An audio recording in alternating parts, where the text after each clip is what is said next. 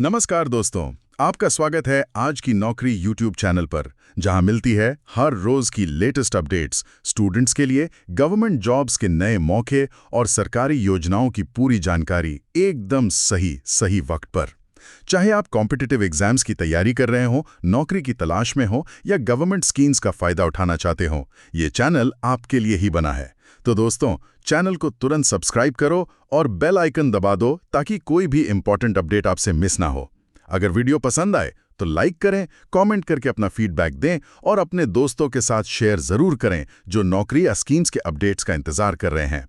ठीक है, तो चलिए आज बात करते हैं स्टाफ सिलेक्शन कमीशन मतलब एसएससी की। इन्होंने combined graduate level exam CGL 2025 का ऑफिशियल नोटिफिकेशन जारी कर दिया है। हाँ, बिल्कुल। ये भारत सरकार के अलग-अलग मंत्रालयों, डिपार्टमेंट्स में ग्रुप बी और ग्रुप सी पोस्ट्स के लिए एक बहुत बड़ी भर्ती है। आज हम इसी नोटिफिकेशन को थोड़ा डिटेल में देखेंगे, जो भी सबसे जरूरी जानकारी है उसे समझने की कोशिश करेंगे। हाँ, ताकि जो भी तैयारी कर रहे हैं उन्हें एकदम क्लियर हो जाए। और सुनाए, वैकेंसी भी काफी है इस बार। जी, नोटिफिकेशन में अभी लगभग 14,582 वैकेंसीज बताई गई हैं। हालांकि ये टेंटेटिव है, मतलब फाइनल सिलेक्शन तक इनमें थोड़ा बदलाव हो सकता है। 14,582? ये तो बहुत अच्छा नंबर है। अच्छा, तो सबसे पहले बात करते हैं इंपॉर्टेंट डेट्स की। कब से कब तक अप्लाई कर सकते हैं? देखिए, ऑनलाइन एप्लीकेशन 9 जून 2025 से शुरू हो चुकी हैं। अच्छा, यानी शुरू हो गई हैं। हाँ जी, और इसकी लास्ट डेट है 4 जुलाई 2025 रात के 11 बजे तक। 4 जुलाई मतलब टाइम ज्यादा नहीं है, लगभग 25 दिन ही है। बिल्कुल। और ऑनलाइन फीस भरने की आखिरी तारीख है 5 जुलाई 2025, वही रात 11 बजे तक। ठीक है, तो बेहतर यही है कि लास्ट डेट का इंतजार ना करें, पहले ही भर दें। सही कहा। और अगर मान लीजिए फॉर्म भरने में कोई गलती हो जाती है तो उसके लिए करेक्शन विंडो भी खुलेगी। 9 जुलाई से 11 जुलाई 2025 तक का टाइम मिलेगा, लेकिन ध्यान रहे करेक्शन के लिए फीस लगेगी। अच्छा, फीस लगेगी। ओके। और एग्जाम कब होंगे? टियर 1 और टियर 2? टियर 1 एग्जाम, जो कंप्यूटर बेस्ड टेस्ट होता है, वो 13 अगस्त से 30 अगस्त 2025 के बीच होने की संभावना है। टेंटेटिव शेड्यूल यही है। अगस्त में। ठीक है। और टियर 2? टियर 2 के लिए दिसंबर 2025 का महीना बताया गया है, वो भी टेंटेटिव है। ओके, अब बात करते हैं पोस्ट्स की। इसमें किस किस तरह की नौकरियां शामिल हैं? ये पे लेवल क्या होता है? हाँ, पे लेवल से सैलरी और पोस्ट का लेवल पता चलता है। इसमें कई लेवल की पोस्ट हैं, जैसे पे लेवल 7, जिसका स्केल 44,900 रुपए से 1,42,400 है। इसमें असिस्टेंट सेक्शन ऑफिसर जैसी पोस्ट आती हैं, अलग अलग मंत्रालयों में। जैसे CSS, IB, रेलवे विदेश मंत्रालय। हाँ, बिल्कुल। और income tax inspector, CBDT, central excise inspector, CBI या नारकोटिक्स में सब इंस्पेक्टर, ये सब लेवल 7 की जॉब्स हैं। ये ज्यादातर ग्रुप बी की पोस्ट्स हैं। अच्छी पोस्ट हैं ये तो। और पे लेवल 6। पे लेवल 6 का स्केल 35,400 रुपए से 1,12,400 रुपए है। इसमें divisional accountant, CANG, NIMA sub inspector या जूनियर स्टैटिस्टिकल ऑफिसर JSO जैसी पोस्ट्स आती हैं। ये भी ग्रुप बी की हैं। ठीक है। और फिर ग्रुप सी की पोस्ट भी है? जी हाँ, पे लेवल 5 29,200 रुपए से 92,300 में ऑडिटर और अकाउंटेंट की पोस्ट्स हैं, CANG और CGDA जैसे डिपार्टमेंट्स में। और पे लेवल 4 25,500 रुपए से 81,100 में पोस्टल असिस्टेंट या sorting assistant, senior secretariat assistant UDC और टैक्स असिस्टेंट CBDT, CBIC जैसी पोस्ट्स हैं। ये ग्रुप सी की हैं। समझ गया। तो मतलब काफी वैरायटी है पोस्ट्स में। अब आते हैं एलिजिबिलिटी पर। क्वालिफिकेशन क्या चाहिए? सबसे पहले नेशनैलिटी। तो कैंडिडेट भारत का नागरिक होना चाहिए। नेपाल, भूटान या कुछ और कैटेगरीज भी हैं, वो नोटिफिकेशन में दी हैं। ठीक है। एज लिमिट, ये कब से काउंट होगी? एज लिमिट 1 अगस्त 2025 को देखी जाएगी। अलग अलग पोस्ट के लिए अलग अलग है। जैसे कुछ के लिए 18 से 27 साल, कुछ के लिए 20 से 30 साल, 18 से 30 साल और कुछ के लिए 18 से 32 साल भी है। और रिजर्व्ड कैटेगरीज के लिए छूट? हाँ, SC, ST, OBC, PWD यानी दिव्यांगजन, एक्स सर्विसमैन, इन सब को ऊपरी आयु सीमा में नियमानुसार छूट मिलेगी। ओके। और एजुकेशन क्वालिफिकेशन, ये भी 1 अगस्त 2025 तक चाहिए? जी हाँ, एजुकेशनल क्वालिफिकेशन भी 1 अगस्त 2025 तक पूरी होनी चाहिए। ज्यादातर पोस्ट्स के लिए किसी भी मान्यता प्राप्त यूनिवर्सिटी से ग्रेजुएशन की डिग्री काफी है। मतलब किसी भी स्ट्रीम में बैचलर डिग्री। किसी भी स्ट्रीम में? हाँ जी, बीए, बीकॉम, बीएससी, बीटेक सब चलेंगे। अच्छा, लेकिन कुछ पोस्ट के लिए शायद स्पेसिफिक क्वालिफिकेशन चाहिए, जैसे जेएसओ। बिल्कुल।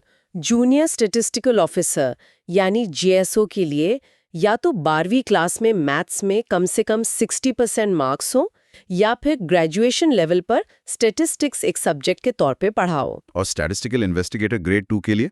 उसके लिए ग्रेजुएशन में स्टैटिस्टिक्स एक सब्जेक्ट होना जरूरी है। ठीक है। और जो लोग फाइनल ईयर में हैं, जिनका रिजल्ट अभी नहीं आया, वो भी अप्लाई कर सकते हैं, बस शर्त यह है कि उनकी डिग्री या क्वालिफिकेशन 1 अगस्त 2025 तक पूरी हो जानी चाहिए और उसका प्रूफ उनके पास होना चाहिए। ये बढ़िया है। अब आते हैं एप्लीकेशन प्रोसेस पर। सुना है इस बार कुछ बड़ा बदलाव है, एसएससी की वेबसाइट बदल गई है। जी हाँ, ये बहुत इंपॉर्टेंट पॉइंट है। अब एप्लीकेशन सिर्फ एसएससी की नई वेबसाइट https://ssc.gov.in पर ही भरी जाएगी या फिर उनकी माय एसएससी मोबाइल ऐप से। मतलब पुरानी वेबसाइट से नहीं होगा? नहीं। और एक और बात, जिन लोगों ने पुरानी वेबसाइट पर कभी रजिस्ट्रेशन किया था उन्हें भी इस नई वेबसाइट पर फ्रेश वन टाइम रजिस्ट्रेशन यानी ओटीआर करना ही होगा। अच्छा, तो सबको नया ओटीआर करना पड़ेगा? हाँ, ये अनिवार्य है। इसी ओटीआर प्रोफाइल से फिर आप आगे सीजीएल या दूसरी एसएससी परीक्षाओं के लिए अप्लाई कर पाएंगे। और इस ओटीआर में आधार का क्या रोल है? आयोग कह रहा है कि आधार बेस्ड ऑथेंटिकेशन करवाना अच्छा रहेगा। जिन्होंने अपना आधार नंबर ओटीआर में दिया है और उसे ऑथेंटिकेट किया है, उन्हें शायद फोटो, सिग्नेचर या आईडी प्रूफ अपलोड करने में कुछ छूट मिल सकती है। अच्छा, ये लाइव फोटो वाली बात क्या है? हाँ, ये भी एक नया नियम है। एप्लीकेशन फॉर्म भरते समय कैंडिडेट को वेबकैम से अपनी लाइव फोटो खींचनी होगी। लाइव फोटो मतलब पहले से स्कैन करके नहीं रखनी? जी नहीं, उसी टाइम खींचनी होगी। और उसके लिए भी कुछ गाइडलाइंस हैं। पीछे का बैकग्राउंड प्लेन हो, लाइट अच्छी हो, टोपी या चश्मा ना पहना हो, कैमरा बिल्कुल आंखों के लेवल पर सीधा हो। ये शायद फ्रॉड रोकने के लिए किया होगा। लगता तो यही है। और सिग्नेचर स्कैन करके अपलोड करने होंगे जेपीजी फॉर्मेट में 10 से 20 केबी के बीच। अगर कोई आधार ऑथेंटिकेशन नहीं करता है तो उसे इन फोटो और सिग्नेचर के नियमों का बहुत ध्यान रखना होगा, वरना एप्लीकेशन रिजेक्ट हो सकती है। ठीक है। एप्लीकेशन फीस कितनी है और किसे छूट है? फीस सिर्फ 100 रुपए है। बस 100 रुपए? हाँ, और महिला उम्मीदवारों, एससी, एसटी, पीडब्ल्यूबीडी और एक्स सर्विसमैन कैंडिडेट्स के लिए कोई फीस नहीं है, उन्हें छूट मिली हुई है। ओके। और पेमेंट ऑनलाइन ही होगी? जी, पेमेंट ऑनलाइन मोड से ही करनी है, जैसे भीम यूपीआई, नेट बैंकिंग या डेबिट क्रेडिट कार्ड से। चलिए अब एग्जाम पैटर्न पे आते हैं। टीयर 1 और टीयर 2 में क्या क्या होता है? दोनों टीयर कंप्यूटर बेस्ड होंगे। टीयर 1 में 4 सेक्शन होते हैं: general intelligence and reasoning, general awareness, quantitative aptitude यानी मैथ्स और इंग्लिश कॉम्प्रिहेंशन। कितने सवाल, कितने नंबर और कितना टाइम? हर सेक्शन से 25 सवाल यानी कुल 100 सवाल। हर सवाल 2 नंबर का, तो टोटल 200 मार्क्स। और इन 100 सवालों के लिए कुल 1 घंटे का टाइम मिलेगा। नेगेटिव मार्किंग भी है? हाँ, बिल्कुल है। हर गलत जवाब पर 0.50 मार्क्स कटेंगे, यानी 1/4 नेगेटिव मार्किंग है। और पेपर हिंदी इंग्लिश दोनों में होगा? हाँ, इंग्लिश कॉम्प्रिहेंशन वाले सेक्शन को छोड़कर बाकी तीनों सेक्शन के सवाल हिंदी और इंग्लिश दोनों भाषाओं में होंगे। ठीक है, ये तो हुआ टीयर 1। इसके बाद टीयर 2? हाँ, टीयर 2 में मेनली पेपर 1 होता है, जो जेएसओ और स्टैटिस्टिकल इन्वेस्टिगेटर को छोड़कर बाकी सभी पोस्ट के लिए कंपलसरी है और इसी के बेस पर मेरिट बनती है। पेपर 1 में क्या क्या आता है? पेपर 1 में कई मॉड्यूल्स होते हैं। इसमें maths, reasoning, English, general awareness, computer knowledge का टेस्ट और डेटा एंट्री स्पीड टेस्ट यानी टाइपिंग टेस्ट शामिल है। ओह, मतलब काफी कुछ है पेपर 1 में ही। जी हाँ, और जो लोग जेएसओ या स्टैटिस्टिकल इन्वेस्टिगेटर के लिए अप्लाई करते हैं उन्हें पेपर 2 स्टैटिस्टिक्स भी देना होता है। समझ गया। आखिर में कोई और जरूरी बातें हैं जो कैंडिडेट्स को ध्यान में रखनी चाहिए? हाँ, कुछ चीजें फिर से याद दिला दूं। नई वेबसाइट ssc.gov.in पर ओटीआर करना कंपलसरी है। हाँ, ये तो बहुत जरूरी है। अपनी एलिजिबिलिटी यानी उम्र, एजुकेशन वगैरह सब ध्यान से चेक कर ले नोटिफिकेशन में। फीस टाइम पर भर दें। अगर फॉर्म में गलती हो तो करेक्शन विंडो का ध्यान रखें, पर याद रखें कि उसका चार्ज लगेगा। और एग्जाम सेंटर पर? एग्जाम सेंटर पर अपना फोटो आईडी प्रूफ जैसे आधार कार्ड, वोटर आईडी और हाल की पासपोर्ट साइज फोटोग्राफ जरूर ले जाएं, खासकर अगर आपने आधार ऑथेंटिकेशन नहीं किया है। एक और चीज, पोस्ट प्रेफरेंस, वो कब भरनी होती है? हाँ, वो फाइनल रिजल्ट से पहले ऑनलाइन भरवाई जाएगी। ये बहुत ध्यान से भरना होता है कि आप किन पोस्ट को प्रायोरिटी देना चाहते हैं। और ये जॉब्स कहीं भी मिल सकती हैं इंडिया में? जी हाँ, नोटिफिकेशन में साफ लिखा है कि ये सभी पद ऑल इंडिया सर्विस लायबिलिटी वाले हैं।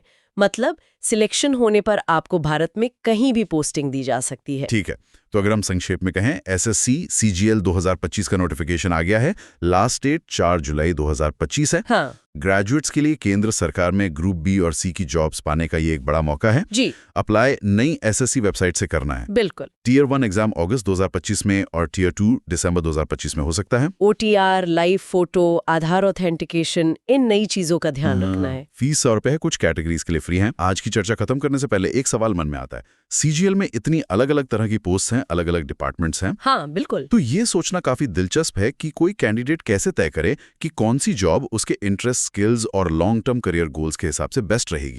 क्या किसी खास पोस्ट के लिए तैयारी भी थोड़ी अलग तरह से करनी पड़ती होगी? इस पर शायद सोचना चाहिए। हाँ, ये बहुत अच्छा सवाल है। इस पे जरूर विचार करना चाहिए।